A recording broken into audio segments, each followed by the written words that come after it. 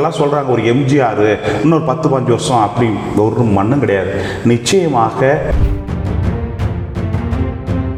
நாளடைவில் வேஷம் கலைந்துவிடும், நாடகத்தினுடைய வேஷம் கலைந்துவிடும். இது வந்து ஒரு பொம்மை ஆட்சி. அதாவது விஜய் அவர்கள் சுய அறிவு வேணும். சிந்தனையும் செயலும் அறிவும் இருக்கிற ஒருவர் வெற்றி பெறுவார். இங்கே கலைஞர்கிட்ட சிந்தனைச்சு செயலிச்சு வெற்றி பெற்றார். வைகோகிட்ட சிந்தனைச்சு செயல் இல்லை, தோற்று போயிட்டார். சீமான் கிட்ட சிந்தனை இருந்துச்சு, செயல் இல்லை. ஸோ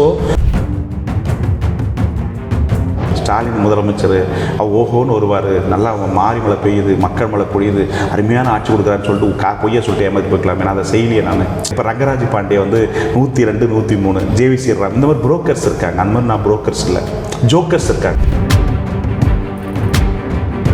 ஒரு பிஜேபி ஆகத்தகுந்த கட்சி அல்ல, தமிழ்நாட்டை பொறுத்தவரை ஏற்க தகுந்த கட்சி அல்ல. அப்படிப்பட்ட ஒரு பிடிக்காத ஒரு கட்சியவே பிடிக்க வைத்து ஓட்டு போட வைத்த மனப்பக்குவத்தவர் இவர் ஒரு கட்சியை ஆரம்பித்தால் பெண்கள், இளைஞர்கள், இஸ்லாமியர், கிறிஸ்தவர்கள், மாட்டு சமயத்தை சேர்ந்தவர்கள் கூட அண்ணாமலையை விரும்பப்படுறாங்க. ஆனால்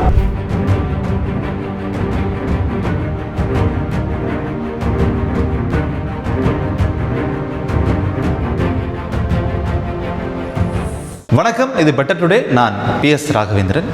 இந்த சிறப்பு நேர்காணலில் நம்மோடு இணைந்திருக்கிறார் IPDSின் நிறுவனர் திரு திருநாவுக்கரசு. அவரிடம் இந்த தேர்தல் முடிவுகளுக்கு பிறகு ஒரு நேர்காணல் எடுக்க வேண்டும்னு ரொம்ப நாளாக வெயிட் பண்ணிட்டு இருந்தோம். அவர் இன்றைக்கி தான் நமக்கு கிடச்சிருக்கிறாரு. அவர் அந்த நிகழ்ச்சிக்குள்ளே வரவேற்று விட்டு அவரிடம் பல விஷயங்களை பேசி தெரிஞ்சுக்கிறோம். வணக்கம் அண்ணா. வணக்கம் அன்பு தம்பிக்கு. தேர்தல் முடிவுகளுக்கு பிறகு உங்களை நாங்கள் தேடிட்டு இருந்தோம். ஏன்னா நீங்கள் ப்ரீபோலில் கொடுத்த சர்வே ரொம்ப எக்ஸாக்டாக டிவிகேவுக்கு பொருந்துச்சு. அதாவது 2 நிறுவனம் மட்டும்தான் சரியாக சொல்லியிருந்தாங்க. ஒன்று மை ஆக்சிஸ் இந்தியா, விஜய் தான் சிஎம் ஆவார், இவ்வளோ சீட்ஸ் எடுப்பாங்க அப்படின்னு சொல்லியிருந்தாங்க. 2வது திரு ரவி IPS அவர்கள் விஜய் தான் ஆட்சி அமைப்பார் அப்படின்ற அளவுக்கு சொல்லியிருந்தாங்க. அதற்கு முன்னாடி அவங்கெல்லாம் எக்ஸிட் போலில் சொல்லியிருந்தாங்க. நீங்கள் ப்ரீ போல்லையே 33% டிவிக்கே ஸ்கோர் பண்ணோம் அப்படின்னு சொல்லியிருந்தீங்க. எக்ஸாக்டாக ரிசல்ட் வந்து அப்படி தான் வந்திருக்கு, 34% வந்திருக்கு. சீட் கன்வர்ஷனில் மட்டும் இழுபறி அப்படின்னு நீங்கள் முடிச்சிருந்தீங்க. ஆனால் இந்த ப்ரீ போலில் எக்ஸாக்டான ஒரு ரிசல்ட்டை கொடுத்துட்டு எங்கே போயிருந்தீங்க இவ்வளோ நாளாக? ஏன்னா எலெக்ஷன் முடிஞ்சதுக்கப்புறம் நீங்கள் சொன்னதான் நடந்திருக்கு அப்படிங்கிறதுனால உங்களை தேடிக்கிட்டு இருக்கோம். உங்கள்கிட்ட இதை பேசி ஆகணுமேனு தெரியும். எங்கே போயிருந்தீங்க? ஏன் இவ்வளோ கேப்பு?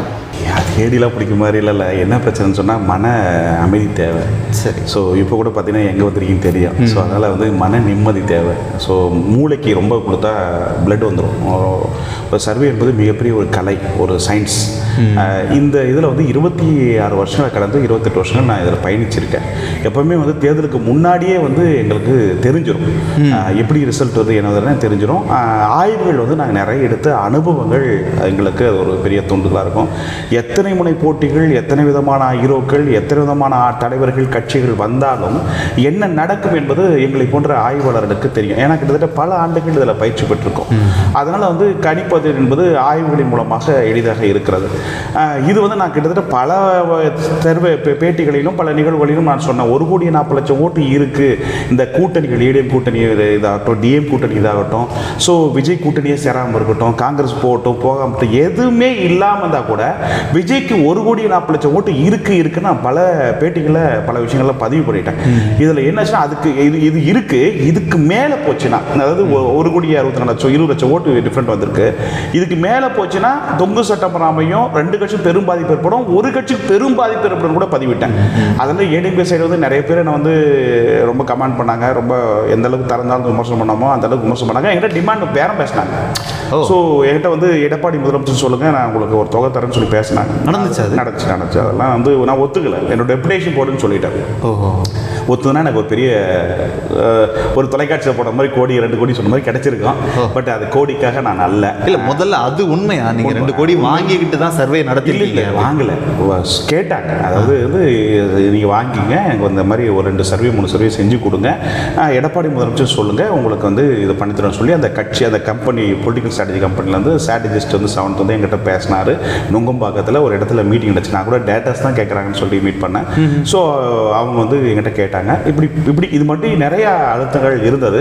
ஆனால் இருந்தாலும் இந்த தேர்தலை பொறுத்தவரை என் ஹார்ட், இந்த சர்வே தான் எனக்கு கடைசியாக இருக்கும். அதாவது இந்த தேர்தலோடு நான் விடைபெறலாம் அப்படின்ற ஒரு முடிவுக்கு வந்த காரணத்தினால ஒரு 4 பார்ட்டாக ஆய்வை விட்டேன்.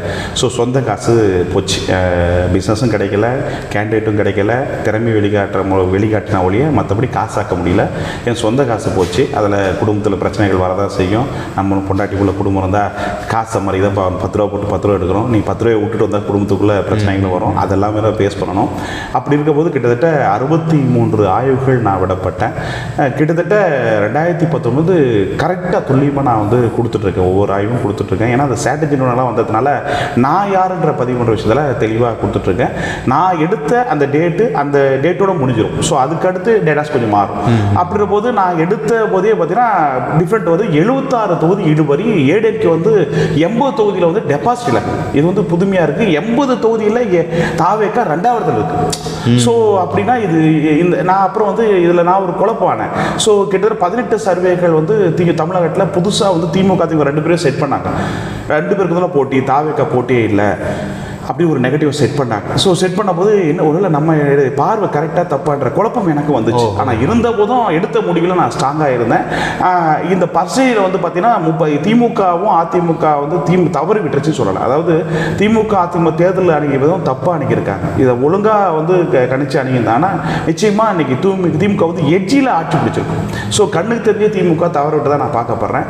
ஆனால் இதுலேருந்து 2 கட்சி மீது விருப்பம் உருவாயிருக்கு. இது ஒரு காரணம் என்னென்னா, கிட்டத்தட்ட பல ஆண்டுகளாக நாங்கள் அரசியல் தலைவர்களை உற்றுநோக்கி பார்க்கின்றோம். இதில் புதுமையாக அந்த அண்ணாமலை பாஜக தலைவராக வந்தது வந்து 2 கட்சியுமே வந்து விமர்சனம் செய்யப்பட்டது. மக்கள் மத்தியில் நல்லா சென்றடைஞ்ச போது விஜய்க்கு வந்து ஒரு சுனாமியும் வந்து இதுவாக பூகம்பம் ஏற்படலை. ஸோ நாம் தமிழிலிருந்து ஓட்டுகள் வந்து விஜய்க்கு போகுது. அதிமுக பாஜக கூட்டணி பிடிக்காம ஓட்டுக்கு போகுது. திமுக கூட்டணி பிடிக்காம வெறுப்பில் ஓட்டு மாற்றி விட்டு போகிறாங்க. இந்த மாதிரி ஓட்டுகள் தான் வந்து போய் தான் வந்து விஜய் வந்து இந்த இடம் வந்தார் ஒழிய ஒரு அலையில் சொன்னால் 160 170 அந்த மாதிரி தொகுதியில் கள நிலவரத்தில் இல்லை. உங்களோட சர்வே வந்த உடனே உங்கள் மீது வைக்கப்பட்ட விமர்சனம் என்னன்னா, நீங்கள் வந்து டிவிகே சார்பாக இந்த சர்வேவை ரிலீஸ் பண்ணியிருக்கீங்க, அவங்கள்ட்ட ஒரு பெரிய அமௌண்ட்டு வாங்கிக்கிட்டு தான் பண்ணியிருக்கீங்க அப்படின்னு ஒரு விமர்சனம் இருக்குது உங்கள் மேலே. அதாவது விஜய் வந்து என்கிட்ட 1.5 மணி நேரம் பேசினார். அதாவது அதிமுக பாஜக கூட்டணி பேரம் பேசுனது உண்மை. சரண் ரெட்டி அப்படின்ற ஒரு நபர் மூலமா வந்து பேசப்பட்டாங்க. ஸோ கூட்டணி கிட்டத்தட்ட இறுதியாக ஸ்டேஜில் தான் இருந்துச்சு. விஜயும் வந்து பாஜக கூட்டணியில் போகிற அளவுக்கு தான் இருந்தார். ஸோ அதுக்கடுத்து வந்து பார்த்தீங்கன்னா அந்த கூட்டணி பேரங்கள் வந்து பார்த்தீங்கன்னா எடப்பாடி ஒத்துக்காத காரணம் தான் கூட்டணி செட் ஆகலை. இதுதான் உண்மை. கிட்டத்தட்ட 1 மணி நேரம் 34 நிமிஷம் விஜய் கிட்ட நான் பேசினேன். ஸோ விஜய் என்னுடைய கல்லூரிய மூத்த மாணவர். அது இல்லாமல் அங்கே இருக்கிற ஆதவர்ஜனாகட்டும் ஜான் ஆகட்டும் எல்லாமே என்னுடைய கல்லூரியில் வந்து படித்தவங்க. ஜான் வந்து லிபாவில் படித்தவர். ஆதவர்ஜனா பிகாம் என் தம்பி, அந்த தம்பி என்னுடைய இளம் வயது தம்பி ஜூனியர் தான். அவர் வணிகவியல் படித்தார். அவங்களாம் என்கிட்ட பேசினாங்க, டேட்டாஸ் கேட்டாங்க, டேட்டாஸ் கொடுத்தேன். விஜய் அவர்களுக்கு நான் ஆலோசனை கொடுத்தேன். அதாவது இப்படி தேர்தலை சந்திங்க, இப்படி அரசியல் கட்சியை கொண்டு போங்க அப்படின்னு சொன்னேன். அந்த மாதிரி ஒரு முடிவு எடுத்தாங்க. அந்த முடிவெடுத்துக்கு நான் ஒரு காரணம். அதே மாதிரி லாஸ்ட்டாக விஜய் பேசினதில் வந்து என்னுடைய கண்டென்ட் வந்து அதில் ஒரு 2 கண்டென்ட் என்னுடைய கண்டென்ட் ஜான் கிட்ட சொன்னேன். அந்த 2 விஷயம் விஜய் வெளியேற்ற பேசுறதுனால இம்பாக்ட் தான் அந்த ஓட்டுகள் மாறுச்சு. என்னென்ன விஷயம்? அது 2 விஷயம். அந்த மேடையில் பேசுறதுல 2 விஷயம் என்னுடைய பதிவு. ஸோ நான் சொன்ன கண்டென்ட் இந்த விஷயம் பேசுங்க, மக்கள் மத்தியில் ஒரு ரீச் கிடைக்கும். ரீச் கிடைச்ச இந்த 2% ஓட்டு என்டையர் டிஃபரெண்ட் வந்துச்சுன்னா கட்டாயம் வந்து திமுக வீழ்வதற்கு வாய்ப்பு இருக்கிற ஒரு இதை வந்து வச்சிருப்போம். அதை நான் பிளான் பண்ணி சொன்னால் அது ஒர்க் அவுட் ஆயிடுச்சு. அந்த இதுதான் இம்பாக்ட் ஆகி தான் 2% டிஃபரெண்ட் ஆகி தான் 1% டிஃபரெண்ட் ஆகி தான் நம்ம வந்து 34% ஓட்டு வாங்கி தாவேக்கா வந்து ஆட்சியை பிடிச்சிருக்கு. ஸோ அதுக்கடுத்து அண்ணாமலைன்ற போது அண்ணாமலை வந்து தமிழகத்தில் கிட்டத்தட்ட 67 லட்சம் ஓட்டுகள் வந்து அவருக்கு இருக்கு. ஸோ இண்டிவிஜுவலாக அண்ணாமலை மட்டும் இருக்கு. அது இது என்னாச்சு இந்த சர்வேல அது இருக்கு இல்லை, இந்த ஓட்டுகள் இருக்கு. இந்த ஓட்டுகள் வந்து அவர் தனி அமைப்பாவோ பாஜக வெளியே வந்தாவோ அவருக்கான வாய்ப்பு இருக்கு. இளைஞர்கள், பெண்கள் நிறைய பேர் வந்து அதிமுக வேணாங்க, அண்ணாமலை போன்ற படிச்சவங்க வேணுன்றதை விரும்புறாங்க. அதே மாதிரி கனிமொழின்னு சொல்ற போது ஸ்டாலினுக்கு வயது 30 விட்டது. அதுக்கு அடுத்து யார் உதயநிதியா கனிமொழி அவர்ன்ற கேள்வி வைக்கிற போது அப்போ வந்து நிறைய பேர் வந்து கனிமொழி வந்தா நல்லா இருக்கும், கலைஞருடைய மக ஸ்டாலின் எப்படி வந்தாலும் அது மாதிரி கனிமொழிக்கு ஒரு வாய்ப்பு கொடுக்கணும். அது கனிமொழிக்கு வந்து கட்சிக்காரர்களே நிறைய பேர் இது பண்ணாங்க. அதனால தமிழகம் முழுக்க வந்து கேட்கிற போது கேள்வியில் அதை சொன்னதுல அதன் அடிப்படையில் தான் கனிமொழியை நான் உள்ள கொண்டு வந்தேன். ஸோ நான் அதில் வந்து எல்லாமே ஏன் இதுன்னு கேட்குற போதுன்னா அண்ணாமலை வந்து தவிர்க்க முடியாத சக்தி, அது தலைவர், எந்த மாற்றம் இல்லை. இது நான் சொல்லலை, மக்கள் கருத்தை பார்க்குறேன். கும்மிடி புனிது கன்னியாகுமரி வரை நான் சுற்றுப்பயணம் மேற்கொள்கிற போது 210 தொகுதியும் ஆய்வுகள் மேற்கொள்கிற போது பெண்கள், இளைஞர்கள், இஸ்லாமியர், கிறிஸ்தவர்கள், மாட்டு சமய சமயத்தை சேர்ந்தவர்கள் கூட அண்ணாமலை விரும்பப்படுறாங்க. ஆனால் இருக்கும் இடத்தை பிடிக்காம இருக்காங்க பாஜக என்ற ஒரு காரணம். அதே மாதிரி அதனால அண்ணாமலை பிரச்சாரத்தால் ஓட்டு வந்திருக்கணும். ஏன் வரலன்னு சொன்னா அண்ணாமலையுடைய ஸ்டாண்ட் வந்து எடப்பாடி முதலமைச்சர் சொல்றதுனால ஓட்டு போட மாட்டாங்க. அவங்க அண்ணாமலை பிடிக்கும். அண்ணாமலை டிசிஷன் தப்புன்றதுல அதில் வாக்காளர் தெளிவு வந்த காரணம் தான் அண்ணாமலையுடைய ஆதரவாளர் ஓட்டு இது பாஜக 11.27% ஓட்டு வந்தது. அதில் இன்னைக்கு 2.5% ஓட்டு தான். மீதி ஓட்டு அண்ணாமலை ஓட்டு. அந்த அண்ணாமலை ஓட்டுகள் தாவேக்கா போச்சு. அதனால தான் வந்து இன்னைக்கு விஜய் வந்தார் ஒழிய அண்ணாமலை மட்டும் கட்சி ஆரம்பிச்சது நவம்பர் மாசமே ஆரம்பிச்சதுன்னா நிச்சயமா இன்னைக்கு திமுக தான் எட்ஜில் கவர்மெண்ட் உட்காந்துருக்கும். இன்னைக்கு எடப்பாடி இப்போ மிகப்பெரிய சரிவு செஞ்சிருப்பாரு. அண்ணாமலை மிகப்பெரிய ஸ்கோரை பண்ணியிருப்பாரு. ஒரு கிட்டத்தட்ட ஒரு 10-30 சீட் வச்சு எதிர்கட்சியாக உள்ள அவரும் ஒரு பிரதானமாக பதிவிட்டு இருப்பாரு. அவர் எடுத்த முடிவு தப்பாக இருந்திருக்கு. ஆனால் தமிழ்நாடு முழுக்க இன்னைக்கு புது வரவா அண்ணாமலை எதிர்பார்க்குறாங்க. அப்போ எடப்பாடி பழனிசாமி எடுத்த முடிவு தவறுன்னு சொல்றீங்க? தவறாயிடுச்சு. அவர் எடுத்த விஷயம் கூட்டணி வச்சிருந்திருக்கணும். ஒன்று சசிகலாவை சேர்த்துருக்கணும், சமையல் சேர்த்துக்கணும். அண்ணாமலையை அதே பாஜகத்தில் விட்டுருக்கணும். ஸோ நிறைய மிஸ்டேக் அவங்க பர்சனல் ஈகோ இன்னைக்கு இவ்வளோ பெரிய கிளாஸ் ஆயிருக்கு. அதுதான் உண்மை. அதே மாதிரி இப்போ சசிகலா அம்மையால் வந்து பார்த்தீங்கன்னா நிறைய தொகுதிகள் பாதிக்கப்பட்டிருக்கு. அதையும் ஒத்துக்கணும். தென் மாவட்டங்களில் நிறைய தொகுதிகள் பாதிக்கப்பட்டிருக்கு. தாவேக்கா வந்து பார்த்தீங்கன்னா இவங்கெல்லாம் சொல்றாங்க ஒரு எம்ஜிஆர் இன்னொரு 10-15 வருஷம் அப்படி ஒரு மண்ணும் கிடையாது. நிச்சயமாக எடப்பாடி எப்படி முதலமைச்சர் வரலாற்று அமைச்சரோ அது மாதிரி வந்து இவரும் வந்து வரலாற்றை இந்த பதிவு இருக்கிற ஒழிய, ஆனால் இவரும் நிரந்தரமான முதலமைச்சராக மக்கள் பார்வையில் பார்க்கப்படணும் பார்க்குறேன். இந்த பிம்ப மாயை கட்டப்பட வேண்டாம். அதுக்கான தலைவர் விஜய் கிடையாது. எழுதி வச்சுங்க எப்படி முதலமைச்சர் விஜய் நான் சொல்லணும். இன்னைக்கு நான் கருத்து சொல்கிறேன். என் தோட்டத்தில் வந்து நீ கேள்வி கேட்குற, நான் யார்கிட்டையும் எங்கள் வாழ்க்கையிலே இதுவரையும் நான் பேட்டி கொடுத்ததில்லை.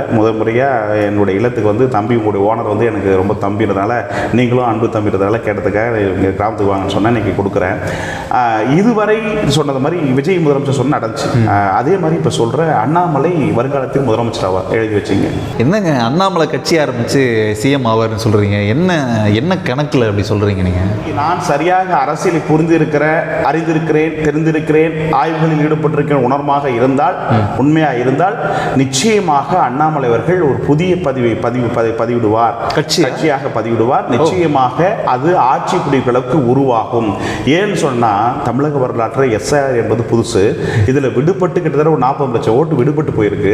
அதுக்கடுத்து வந்து பார்த்தீங்கன்னா கிட்டத்தட்ட வந்து எஸ்ஐஆர் அடுத்த கட்டம் வந்து 6.5 கோடி ஓட்டு வந்துடும். அடுத்து வர தேர்தல் பார்லிமெண்ட் தேர்தல் 29 வந்துடும். மேக்ஸிமம் பார்லிமெண்ட்டோடு சட்டமன்றம் வருவதற்கு வாய்ப்பு இருக்கா நான் பார்க்கப்படுறேன். ஸோ இருக்கிற அவலங்கள்லாம் ஒப்பிட்டு பார்க்குற போது இந்த ஆட்சி 5 ஆண்டுகள் கம்ப்ளீட் ஆனது நான் கேள்விக்குரிய. நீங்கள் சொல்கிற 2 விஷயத்தில் நான் முரண்படுறேன். ஒரே நாடு ஒரே தேர்தல் மசோதா நிறைவேறணும்னா சென்ட்ரலில் பிஜேபிக்கு பெரும்பான்மை வேணும். இப்போ வரைக்கும் பிஜேபிக்கு பெரும்பான்மை இல்லை. எந்த அடிப்படையில் நீங்கள் அந்த பில் பாஸ் ஆகி ஒரே நாடு ஒரே தேர்தல் நடக்கும்னு எப்படி சொல்கிறீங்க? இப்போ தமிழ்நாட்டில் என்ன பாருங்க பெரும்பான்மை கவர்மெண்ட் உட்காந்துருக்கு. ஸோ எல்லாமே குதிரை பேரத்தில் கவர்மெண்ட் உட்காந்துருக்கு. அதனால் இதெல்லாம் ஒரு பெரிய விஷயமே கிடையாது. One nation one India bill pass பண்ணுவாங்க. இரண்டாவது திரு அண்ணாமலை அன்டெஸ்டடு அன்ப்ரூவ்டு. அவர் பிஜேபியில் பார்ட்டியில் இருக்கிறாரு. அவருக்குன்னு தனியாக ஓட் பர்சன்டேஜ் அப்படிங்கிறது ஒன்று கிடையாது. நீங்கள் எதன் அடிப்படையில் அவருக்கு இவ்வளோ பர்சன்டேஜ் ஓட்டு இருக்குது, அது இங்கே ஷேர் ஆச்சு, விஜய்க்கு இப்படி ஷேர் ஆச்சு, நீங்கள் எதை வச்சு சொல்கிறீங்க? அது விமர்சனம் சொன்னாங்க. அது வந்து வாய் வாடகை வாய் இல்லை. அதே போல அண்ணாமலை எல்லாருமே அஜெண்டாவில் இருக்காங்க. நான் அஜெண்டாவில் இல்லை. ஸோ அண்ணாமலை கிட்ட நான் இதுவரை ஒத்த பைசா நான் வாழ்ந்ததில்லை. ஒத்த சிங்கிள் பைசா இதுவரையும் கிட்டத்தட்ட பல கோடிகளை நான் இழந்திருக்கேன். ஸோ இதுவரையும் நான் வந்து பார்த்தீங்கன்னா என் காசுகளை போட்டு தான் நிறுவனத்தை இருக்கேன் ஒழிய ஒத்த பைசா இது பண்ணல. அதே மாதிரி விஜய்கிட்டே நான் வாங்கலை. டேட்டாஸ் வைஸாக கேட்டாங்க, அதுக்கான ஃபீஸ் கொடுத்தாங்க, அது வாங்கினேன். ஆனால் இது இப்படி வெளியிடுவேன் இப்படி போய்ட்டதில் நான் யாருக்கும் காம்ப்ரமைஸ் இல்லை. ஏன்னா 4 நூற்றாண்டை நான் பதிவிட்டுருக்கேன். அதில் நான் காம்ப்ரமைஸ் இல்லை. அப்படி காம்ப்ரமைஸ் ஆகியிருந்தால் நான் வந்து எடப்பாடி முதலமைச்சர் தான் எனக்கு பெரிய தொகை கிடைச்சிருக்கோம். பிஸ்னஸும் கிடைச்சி கொடுக்குறேன். நாங்கள் அதாவது சட்டமுறை கேண்டிடேட்லாம் உங்களுக்கு தரேன், எடுத்துங்க, நீங்கள் பண்ணுங்க அப்படின்னா கூட சொன்னாங்க. நான் அதை கூட ஒத்துக்கல. ஸோ எனக்கு இன்னைக்கு கோடி கிடைச்சோம். ஏடிஎம்கேல ஒரு ஆஃபர் வந்துருக்கு. ஆஃபர் வச்சு இல்லைன்னு சொல்ல முடியாது. ஏன்னா முடிஞ்சு போச்சு. இதுக்கு மேலே போய் பேசணும் அவசியம் இல்லை, போய் பேசணும் அவசியம் இல்லை. எல்லா ஸ்ட்ராட்டஜி டீமையும் வாங்கின டிஎம்கே இருந்து ஆஃபர் வந்துச்சு. டிஎம்கே வந்து பார்த்தீங்கன்னா என்ன 180 சீட்டுக்கு மேலே ஜெயிக்குன்னு சொன்னாங்க. அது நான் சொல்ல முடியாதுன்னு சொல்லிட்டேன். அதுக்கு அதான் சொல்கிறேன், அர்த்தங்கள் எல்லாம் இல்லை சார். ஸ்ட்ராட்டஜி டீம்லாம் என்ன நடந்துட்டு ஏதோ மார்க்கெட்டில் விற்கிற காய்கறி பொருள் அப்படி இல்லை. ஏன்னா இந்த தமிழக வரலாற்றிலே நான் 26 வருஷத்தில் இதுவரையும் பார்க்காத மாதிரியே 18 சர்வே திமுக 2 பேரும் செட் பண்ணி விட்டாங்க. ஸோ அப்படி பார்க்குற போது நான் 26 ஆண்டுகளப்போ நான் சொன்னால் மக்கள் நம்புவாங்க, கரெக்டாக நினைப்பாங்க. அதை நான் இதுவரை தக்க வச்சுட்டு இருக்கேன். அதனால் இன்றைக்கி காம்படிஷன் பன்முனை போட்டியாக இருக்கிறதுனால இவர் சொல்கிற போது கூடுதலாக ஒரு 5% ஓட்டு நமக்கு சாதகம் வச்சுலாம் அப்படின்ற ஒரு எண்ணத்தில் தாங்க. அதை நான் வந்து என்னுடைய ஏன்னா இந்த இன்னொரு விஷயம் நான் காசு வாங்கி சைக்கிளாக இருக்கலாம், நான் பண்ணலை. அதே மாதிரி வந்து பார்த்தீங்கன்னா என் ப்ரொஃபஷனை நான் நேசிக்கிறேன். அதில் காம்ப்ரமைஸ் கிடையாது. ரெப்புடேஷன் போய்ட்டுறதுல நான் தெளிவாக. எனக்கு ஒரு சந்தேகம். சந்தேகம். அண்ணாமலைக்கு ஏன் இவ்வளவு ஹைப் கொடுக்குறீங்க? ஹைப் இல்லைக்கண்ணா. நான் கலைஞரை வந்து கூப்பிட்டு என்கிட்ட கேட்பார், என்னையா எப்படி மக்கள் என்ன சொல்கிறாங்க கேட்பார். நான் கலைஞரை பார்த்து வந்துடுறேன். நான் வாழுகிற இந்த 28 ஆண்டுகளாக பல தலைவரோடு நான் பேசியிருக்கிறேன், பழகியிருக்கிறேன், அணுகி இருக்கிறேன், அவங்களுடைய அறிவை நான் பெற்றிருக்கிறேன். நான் பார்த்த தலைவர்களை வேந்த தலைவராக அண்ணாமலை பார்க்குறேன். அது இப்போ மக்களுக்கு புரியுது, இப்போ புரியாது. அவர் பிஜேபியோட போயிட்டா மற்ற கட்சிகளுக்கு வாழ்வு. இன்னைக்கு பதிவிடுறேன், எழுதி வச்சுங்க. பிஜேபியோட போகாமல் தனித்துவமான ஒரு கட்சி ஆரம்பித்தார்னா மற்றவர்களுக்கு வீழ்வாக பார்க்கலாம். ஏன்னா அவரை எதிர்கொள்கிற அளவுக்கு ஒரு ஆளுமிக்க தலைவர் இன்றைக்கு ஒரு தமிழகத்தில் இல்லைன்னு நான் பார்க்குறேன். ஏன்னா மெச்சூர்டு இல்லை, ஃபுல் மெச்சூர்டு பர்சன். அதாவது ஒரு மூளையிலேருந்து கால் பாதை வரையும் ஃபிங்கர் டிப்ஸில் அப்டேட் ஆஃப் தி நாலேஜ். இந்த அறிவு படைத்த ஒரு மனிதன் வீழ்வது கடினம். ஸோ ஒரு பிஜேபி ஆகத்தகுந்த கட்சி அல்ல, தமிழ்நாட்டை பொறுத்தவரை ஏற்க தகுந்த கட்சி அல்ல. அப்படிப்பட்ட ஒரு பிடிக்காத ஒரு கட்சியவே பிடிக்க வைத்து ஓட்டு போட வைத்த மனப்பக்குவத்தவர் இவர் ஒரு கட்சியை ஆரம்பித்தால், நான் ஒரு கற்பனை சொல்கிறேன், நடக்காம போகணும், நடக்க வாய்ப்பு இருக்குது. அப்படி ஆரம்பித்தால் செய்திகள் அப்படி தான் வருது, நீங்கள் சொல்கிறது நடக்க வாய்ப்பு இருக்குது, நடக்கணும். நான் சரியாக அரசியலை புரிஞ்சுக்கணும்னா நடக்கணும். ஸோ அப்படி ஒரு அமைப்பு ஆரம்பித்தார்னா நிச்சயமாக வந்து பார்த்தீங்கன்னா தமிழ்நாட்டில் ஒரு மிகப்பெரிய தாக்கத்தை ஏற்படுவார். ஏன்னா இப்போ செத்தாலும் நான் ஓட்டு போட்டவன்றன்னு குறைஞ்சிட்டாங்க, 1 கோடி ஓட்டு தான் ஆகிட்டாங்க.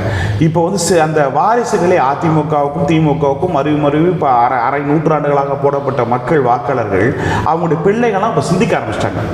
எனக்கு இப்போ என்ன தேவை, இவங்க என்ன நீடு கொடுக்குறாங்க, நம்ம வளர்ச்சிக்கு இவங்க யூஸ் தான் ஓட்டு, இல்லைன்னா ஓட்டுன்ற இதுக்கு வந்துட்டாங்க. இல்லை அப்படி சிந்திச்சு வாக்களிச்சதுனால தான் விஜய்க்கு வாக்கு போட்டிருக்காங்களோ? இல்லை அப்படி பார்க்க வேண்டாம். இதில் சென்டிமெண்ட்ஸ் ஓட்ஸ் நிறைய ஆகிப்போச்சு.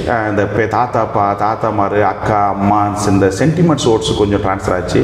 அப்புறம் அண்ணாமலை ஓட்டுகள் ட்ரான்ஸ்ஃபர் ஆச்சு, நாம் தமிழர் ஓட்டுகள் ட்ரான்ஸ்ஃபர் ஆச்சு. அப்புறம் ஏடிஎம்கே பாஜக கூட்டணி பிடிக்காம ஓட்டு ட்ரான்ஸ்ஃபர் ஆச்சு, திமுக மேலே வெறுப்பு ஓட்டு ட்ரான்ஸ்ஃபர் ஆச்சு, இஸ்லாமிக் கிறிஸ்தவர்கள் ஓட்டு போட்டாங்க.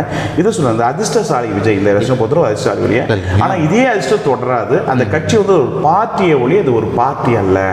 ஒரு தேர்தல் சந்திக்கிறவர்கள் ஒரு கட்சிக்கான கட்டமைப்புகள் தவறு விட்டுருக்காங்க. விஜய் வந்து இதில் சக்சஸ் பண்ணி பெரிய இயக்கங்களை போல பல ஆண்டுகள் கட்சி நடத்துவார். ஆளுங்க முதலமைச்சராகவும் எதிர்கட்சி தலைவராகவும் இல்லை இது மாதிரி செயல்படுறது நான் வாய்ப்பில்லைன்னு நான் எதிர்பார்க்குறேன். எதுவுமே இல்லாத விஷயம் தெரியாத ஒருத்தரெல்லாம் வேகப்படணும் வரான், தலைவர்களை ஏமாத்துறான், சமாளிச்சுட்டு போகிறான். ஆனால் நம்ம உண்மையை சொல்லி இருக்குன்னு சொல்கிறோம், சொந்த காசை வச்சு செலவு பண்ணி போகிறோம். ஆனால் நம்ம வந்து ஸ்ட்ராட்டஜிஸ்டாக சக்ஸஸ் பண்ண முடியல. அப்படின்னா அங்கே எங்கே தவறுனா இந்த கம்பெனியை நான் காசாக்கிறது தவற விடுறேன். ஸோ திறமை இல்லாதவங்களாம் காசாக்கலாம். நீங்கள் இப்படி சொல்கிறீங்க, வெளியில் பேசப்பட்டதெல்லாம் நீங்கள் வந்து பல்காக பல கோடிகள் வாங்கிக்கிட்டு செட்டில் ஆகிட்டீங்க அப்படின்ற ஒரு டாக் இருக்குது. உண்மையாது? உண்மையாக அப்படியான சந்தோஷம், மகிழ்ச்சி, நன்றி அந்த கட்சி தலைவருக்கும் மக்களுக்கும் வாய்க்கும் மக்களுக்கும். கண்ணா ரெப்புடேஷன் போயிடும்.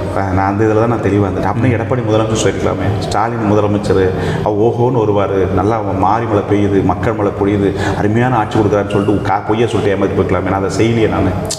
ஸோ அதை செஞ்சுக்கினா நான் கெட்டிக்காரன். இப்போ ரங்கராஜ் பாண்டே வந்து 102, 103, ஜேவிசி ராம், இந்த மாதிரி புரோக்கர்ஸ் இருக்காங்க. அந்த மாதிரி நான் புரோக்கர்ஸ் இல்லை, ஜோக்கர்ஸ் இருக்காங்க. நான் ஜோக்கர்ஸ் இல்லை. நான் அவங்க தங்களுக்கு ஜேர்னலிஸ்ட்னு சொல்லி தான் அதை அடையாளப்படுத்த ஆங்கர்ஸ். அவங்களோட பிரதர் நான் ஒரு அட்வொகேட்டு, எனக்கு ஒரு கட்டை ஃபைல் பண்ணணும்னா அது ஒரு பயிற்சி.